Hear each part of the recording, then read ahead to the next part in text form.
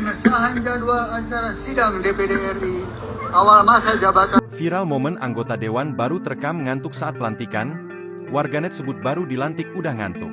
Beredar di media sosial sebuah video momen pelantikan DPR, DPD, dan MPR. Bukan tanpa sebab, video itu viral karena seorang wanita tampak menguap dalam pelantikan anggota DPR, DPD, dan MPR RI hingga ramai disorot warganet. Dalam video yang diunggah oleh pemilik akun Instagram Lambe Gosip, Selasa, 1 Oktober 2024, memperlihatkan detik-detik pelantikan anggota DPR, DPD, dan MPR RI periode tahun 2024 hingga 2029. Tampak para peserta mengenakan pakaian rapi berupa jas hitam, hingga kebaya dengan berbagai warna. Sekilas tak ada yang aneh dengan video tersebut. Namun saat itu terekam aksi seorang wanita yang menguap dalam pelantikan anggota DPR, DPD, dan MPR RI.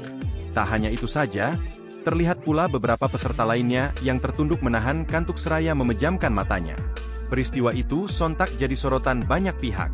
Tak sedikit yang menyinggung aksi para anggota DPR, DPD, dan MPR RI baru itu. Download Tribun X sekarang, menghadirkan lokal menjadi Indonesia.